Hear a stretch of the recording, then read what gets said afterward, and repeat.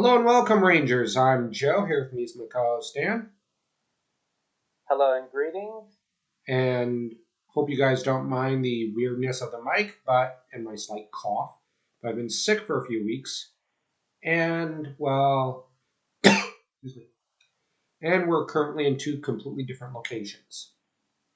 So here we go.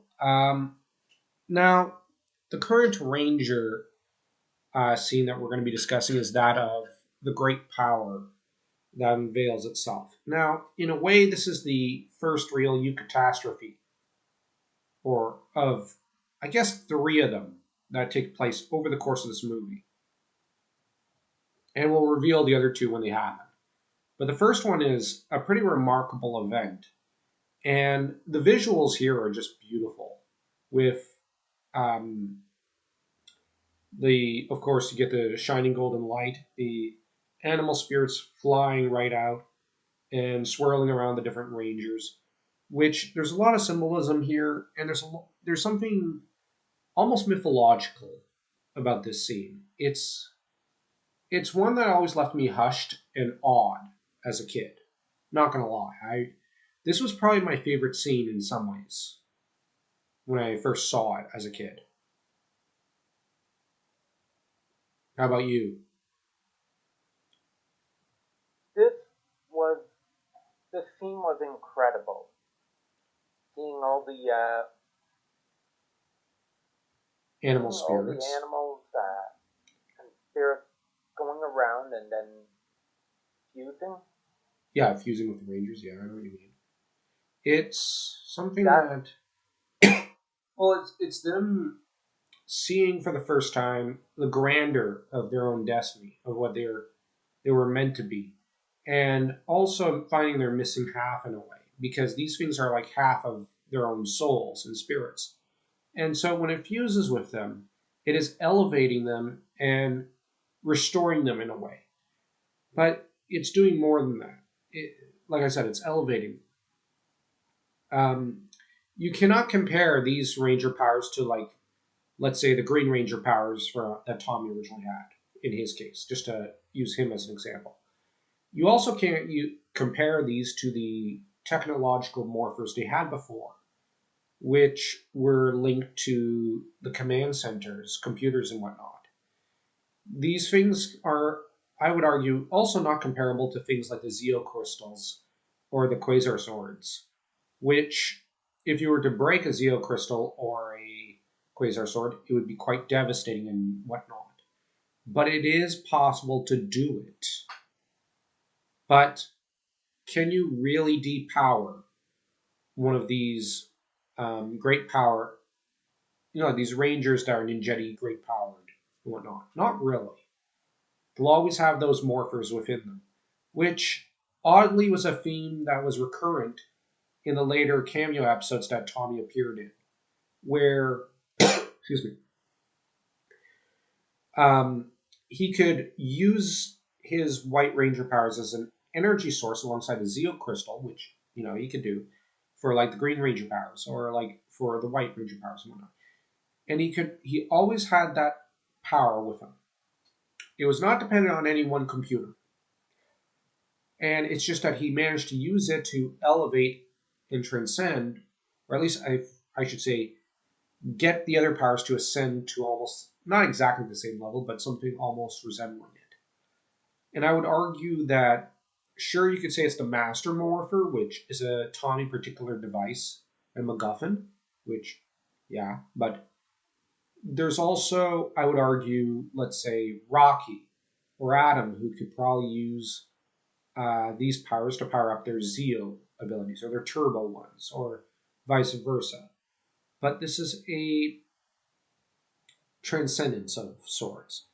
They're kind of becoming like Gandalf the White is to Gandalf the Grey. This is an evolution. This is an elevation of the spirit, more than it is of the flesh, so that the characters are now capable of going beyond their limits, are much more powerful, much more wondrous than they ever were.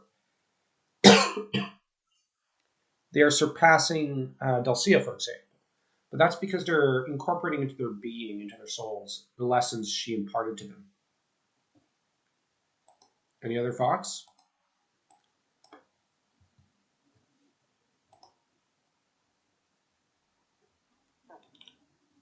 on this point? I mean,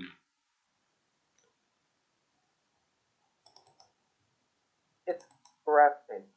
It's a lot of people comment on 90s CGI, but but the thing is, there's some. today, Go on. today people go so much in the CGI department that they they lose out on a lot.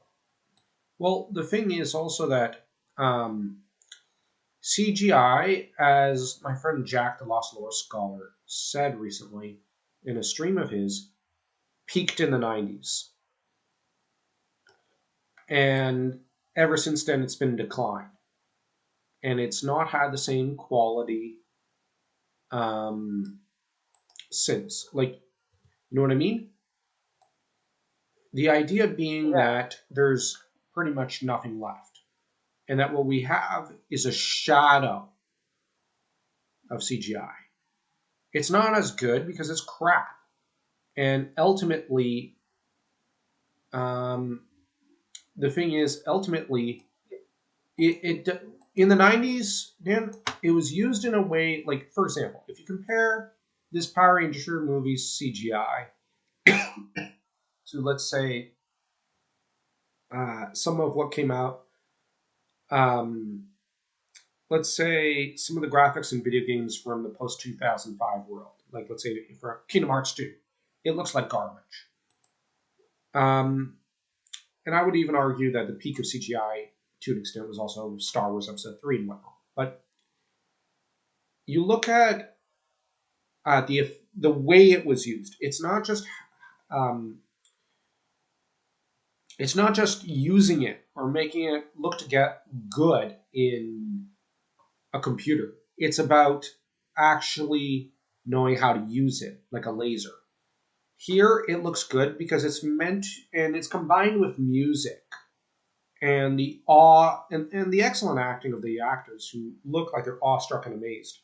So that you get a sense of a moment of greatness, a moment that matters. This is a total contrast to, I don't know, whatever the hell Captain America was doing in his movies, but you never get that kind of moment with him. You never get that kind of moment with, I would argue, Batman after Batman Begins to an extent, but even then, there's no real equivalent in a way. And you never get that with Hulk, of course. You never get that with any superhero because you're not meant to be awed. It's a Big Mac. It's a cheeseburger. You're meant to devour and move to the next product. Just consume more product. Whereas here, it's about awe. It's about something within your spirit. Because just as the Power Rangers are being elevated, this was in an era when the filmmaker was. It was as though he was trying to elevate you too, and the story reflects that. This is the whole idea of this era's storytelling mechanisms and whatnot. You're meant to be elevated and go on the journey with the characters. And we do go on the journey with the Power Rangers. Whereas today's superhero stories don't take you on the journey.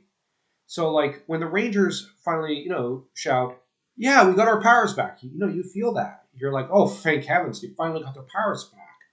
And you're excited. You're like, "What new powers will they show?" And we soon see. And it is a pretty cool scene that follows. And so it's something that, like, for example, if Captain America got drained in, I use him as an example, but maybe instead Superman got drained of his powers in the next Superman movie, I wouldn't really care. I've seen it so often, and like Superman's been drained of his awe, of his aura, so that I'd be like, oh yeah, okay, so it's Tuesday. Okay, I guess I should. I guess I have the day off. I'll go to the cafe, the local bar, and I'll order coffee in the morning. I'll meet up with my friend, and then I'll just, I guess, maybe I'll go to the bookstore in town. Like, I don't know. The fact that that's basically my mentality. Oh yeah, okay, whatever. That shouldn't be my reaction, but that is totally my reaction to every superhero now. But when I watch this movie, I go, oh yeah, I feel this moment. It's a total contrast. And you feel that contrast, I find, every time you rewatch it. This is an eminently rewatchable movie.